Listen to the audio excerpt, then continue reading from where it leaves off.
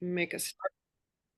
All right. It is, I think this is day, oh, I don't even guess. I think it's 3:15 or something about the war, August 15th. Thank you so much for joining again. And thank you, God, for answered prayer and you're on the throne. Ari Sacher is on. We so appreciate Ari. He's got lots and lots of wisdom. Ari, I got a list here, okay? But you go in the direction you want. But obviously talk about the summit called the Summit of Final Plea, I understand, in Doha in Qatar. And what your thoughts are there regarding, it may go into tomorrow, I've heard. The Philadelphia axis, it seems like it's important that that is included on this talks, at least it's important from our vantage point. And then if you could also, I can remind you of these, but I'd love to hear your thoughts on Judea and Samaria, the Jonathan's bow thing, what's the young man who was killed there earlier this week, and what's all going on in Judea and Samaria. It seems a bit confusing. And then, of course, Gaza, and it seems that there has been a lot of ground gained in destroying tunnels in Gaza. Your thoughts on that? And then, of course, the northern border, and what your thoughts are about the earthquake that Well, that's happened. all. Is that all? In 15 minutes, by the way, in 15 minutes. All right, over to you. All right, let's talk about the summit that seems to be on everybody's mind. Not so much here, but it seems to be on everybody's mind. I don't like words like the last or now, or if not now, then never. 9 times out of 8, the last is never the last. And now, if it's not now, then we'll do it tomorrow. And there is no such thing as never. And I'll give you an example. People have been pushing to make a deal with Hamas ever since November, when we had our first deal with Hamas, and we put down our weapons for about 2 weeks, and then we picked them up again. Hamas only came to the table then because they were under fire. And they will only come to the table when they feel that there is no other choice, when they feel that their hold on Gaza is dwindling. And that's what's happening right now. Israel is well and truly winning this war. There are no more weapons that are getting into Gaza. All those tunnels that were bringing in weapons are closed. Case in point, the Gazans are not really firing anything at us. A weapon here, a rocket there. They tried firing 1 or 2 into Tel Aviv that they saved, and those fell in the water. We're not seeing anything similar to what we saw earlier in October and even in November. We've taken out many of the high-ranking Hamas people, including Mohammed Def. And Hamas is losing. And the only reason that they would consider coming is because they are losing. And they feel that they can salvage something. The question is, how much will Israel capitulate to let Hamas back to the table? People are talking about, oh, yeah, okay, Israel's going to pull out of Gaza. I do not believe that that is going to happen. I think that there will be an Israeli military presence in Gaza for a very long time. And I'll tell you why. There's 2 reasons. Reason number 1 is that while we have defeated Gaza as a military power and a governing body, Hamas still exists as a guerrilla organization. And that guerrilla organization will commit acts of violence and terror on anyone who tries to take over Gaza. So the new ruling entity in Gaza, which has not yet been chosen, needs to be protected, at least for the first couple of years, by Israel. I do not see us leaving for a very long time, a year, 2 years, possibly even longer. Now, the question is, how can we release the friction with the Egyptians on the Philadelphia corridor? For those who don't, Philadelphia corridor has nothing to do with I-95 in Israel. The Philadelphia corridor, you guys are from the South, you don't know what I-95 is, and so the Philadelphia, just kidding, the Philadelphia corridor is the border that lies between Gaza and the Sinai Desert. It was owned and operated by the Egyptians. The Egyptians were meant to make sure that no tunnels were built, no weapons were seconded into Gaza. They didn't do a very good job, and we sort of called them out on that. And no Arab wants to be called out on a question of his honor, and that was really an impingement on their honor. So they got to figure out what we're going to do there. There are, according to the IDF's best estimate, 33 hostages that are remaining that are alive, and I believe that These are the first people that Israel is going to want freed. We want live people before we want bodies, lest the live people become bodies. So, am I hopeful? To a certain extent. I think that the important parameter is winning this war and defeating Hamas. And if we do that, then we can get to the hostages. We cannot put the hostages, as horrific as it No, sounds, they cannot be the end all and be all of us. They can't, right. because that will encourage the government to make decisions that it would not have decided. So that's what's going on in Gaza. That's what's going on now in Gaza. Yeah. Um, Give me another one of the questions, Patricia. Remind me of the questions that you asked. Well, Judea and Samaria, explain like what's going on there. All right. Judea and Samaria right now holds, depending on how you count, about 1.5 million Palestinians. On October the 7th, the border between the Judea and Samaria, and there is now a fence. There's been one for the last 15 odd years, a fence that separates the Judea and Samaria from the west of, they called it pre-1967 Israel. By the way, one of the reasons that many people were against building such a fence is because that border, which we were so interested in removing and showing that Judea and Samaria is part of Israel, when you put up that fence, well, you're de facto putting up a border and you're separating. And if you separate something, then people can deal with it separately, and that's not something we want to do. At any rate, the border was shut down. Palestinians could not enter Israel, and a whole lot of Palestinians worked in Israel. They made significantly more than they would make in working in towns like Shechem or Jenin. Many Palestinians worked in Israeli towns in Judea and Samaria, and that was shut down. The border crossing for all Palestinians into Israel is still shut.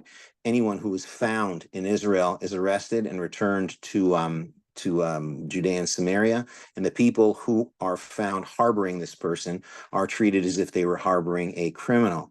Most of the Jewish towns are closed still to Palestinians. Some of the what we call industrial zones are open to Palestinians. And what this is doing is it's making it an economic pressure cooker. Add this to the fact that there is no love lost between terror organizations in Judea and Samaria, including the Hamas, including the Islamic Jihad, and this adds to outbursts. Now, the most amazing thing is that when on October the 7th, and October the 8th, when Hamas attacked and when the Hezbollah attacked, everyone was convinced that the Israeli Arabs are going to turn on us just like they did in May of 21, and the Arabs in Judea and Samaria are going to do the same, and that has not happened, other than sporadic um, um, acts of terror in Judea and Samaria. Nothing has gone on in Greater Israel.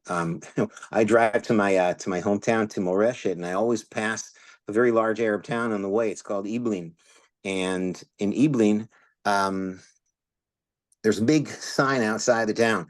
It says "Friends in need, even in difficult times," and that's important. It's not what we saw in May of 21 when they rioted. What's happening now in Judea and Samaria is the IDF is going into large Arab towns and rooting out terror. They go in full force. They know what they're looking for. They know who they're looking for. They come in heavily armed with air support, and they do Mm. what they need to do in order to keep things quiet. Sometimes they do not keep things quiet. And there are sporadic terror incidents. One last week when Jonathan Deutsch was Yeah. driving to his town in Beersheba, and a car passed him and opened fire on him and killed him.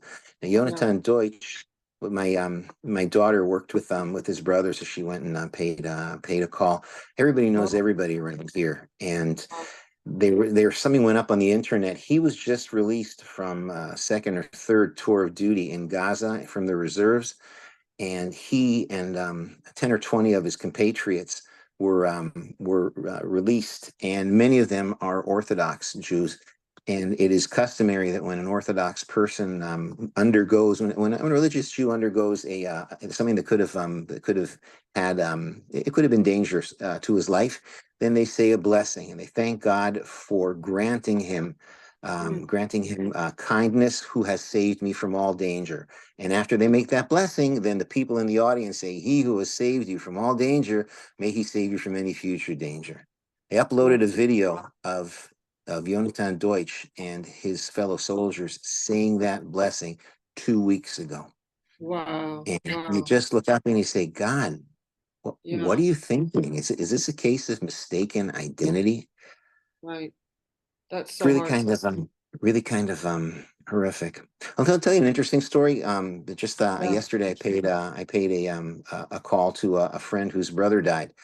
His brother died 3 months after his brother's son was killed in Gaza. So his brother had cancer, and after his son was killed, his brother took a turn for the worse, and he died of cancer and of a broken heart. And Wow. his son discovered that almost every house in Gaza had a picture of the Al Aqsa Mosque on the Wow. Har Habayit, on the Temple Mount.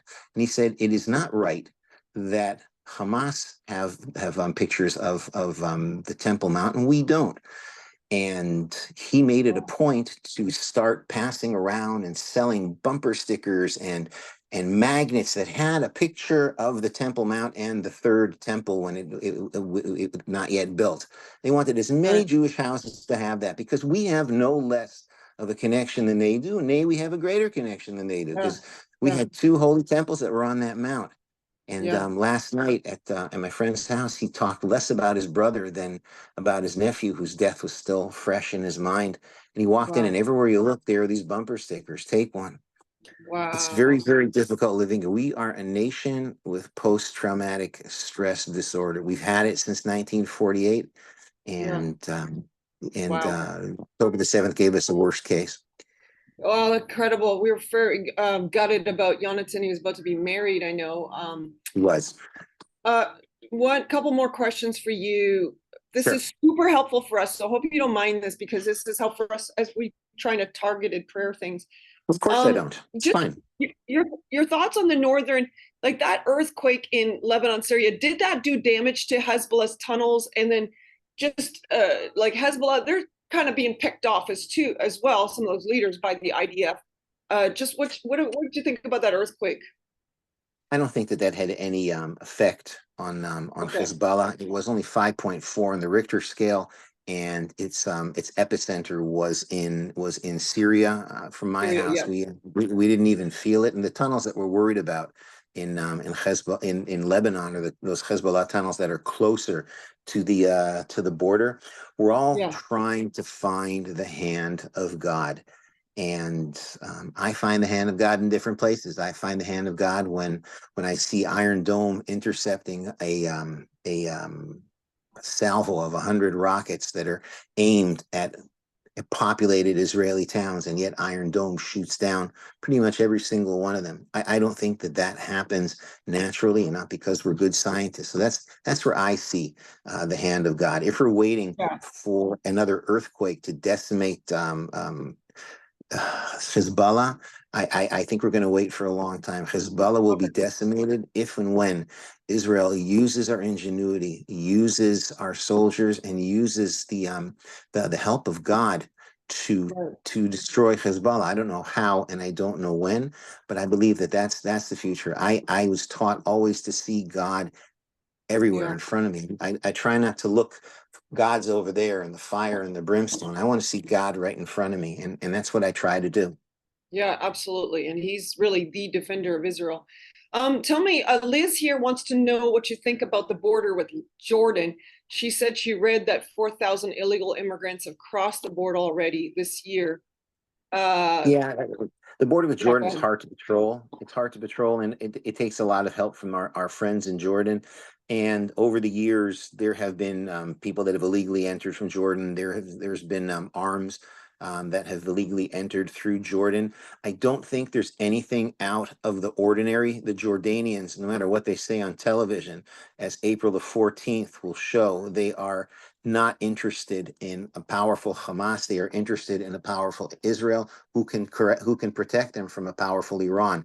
And the Jordanians will do nothing overtly that will offend the Israelis or that will impinge upon our war effort. Ditto with the Egyptians. I don't think that the Egyptians didn't patrol the Philadelphia corridor because they were evil. It's sheer ineptitude. So what we're Yeah. trying to do is to get these guys to help us out, which is why we cannot, at least from the outset, enable the Egyptians to patrol something that is, in our eyes, something that is of existential importance. So that's my opinion about the Jordanian border. Okay, good. And last thing, what's that new rocket or just I love this sort of stuff. Can you list it's not rocket, but the Iron Dome, Arrow 3, Arrow 1, just what there's a new one coming, David Sling. Just list those for us one more time, please. Okay, well, it's this multi-layered missile defense system where the lowest layer is each layer takes care of threats that are coming from a certain distance, because the further they come, the faster they come, and the more difficult they are to intercept. The lowest Yeah. layer is Iron Dome, and that Okay. takes bad boys coming from about 40 miles. Above that is David Sling. That's still in the atmosphere. Both Iron Dome and David Sling are made by Rafael, and I had a let's just say a Right. part in both of them. And then if there's something that's coming that's exiting the atmosphere on the ragged edge of the end of the atmosphere, that's Arrow 2, and that's made by Israel Aircraft. In outer space, that takes care of the bad boys that are really launched from Iran, launched from Yemen. These are things that enter outer space. That's the bailiwick of Arrow 3. Yep. Meanwhile, there's two more systems in advanced development on either end of the of that spectrum. On the near end of the spectrum, there's a laser system called Iron Beam. That's also Okay. produced by Rafael, and that's to take care of targets that have an even shorter lifetime. Problem of when you have a mortar that's shot and it lands 5 seconds later, you really don't have a lot of time to shoot it down. And part of that Mm, time is taken up by the missile getting from point A to point B. Iron Dome's got to intercept it. Well, I start over here, I got to run over there, and by the time it gets to where it's got to go, the target's already impacted. So what the laser does is it does it at the speed of light. There's nothing that would be faster than a laser. So the laser right. will provide even a lower layer of protection. And on the outer layer past Arrow 3, we have Arrow 4, and that's an advanced development by Israel Aircraft. And that'll Wow. take care of stuff that's even flying higher, and it'll enable us also to time to take two shots. For instance, if they lob a nuclear weapon at us, the Iranians, I don't want to put all of my eggs in one basket and fire an Arrow 4 and I hope that knocks it down. If the Arrow Right. 4 misses, then we'll be able to launch an Arrow 3 and take down the same bad boy. It gives us multiple chances to shoot it down. And that's what the new system is going to look like. Wow. Necessity being the mother of invention, of course. So, I put in the chat, you can sign up for USIEA. Ari sends these really cool updates or, what do you want to call them? Blogs. They're very interesting. You want to sign up for that. So, wow. Lord bless this man. Thank you for him. Thank you for Thank you his very, very much. family. We are praying for your family in the IDF by name. So Father, thank you for him. Bless him. You can sign off, Ari. Thanks a million. Really, really helpful. We're going to just carry on with prayer here, but really grateful for your time. Hallelujah. Thank you for Ari Sacher, Lord. What an amazing guy. All right, everybody, let's shift into prayer. We got lots of prayer fodder right there. Yeah, Sharon, go for it. Lead us.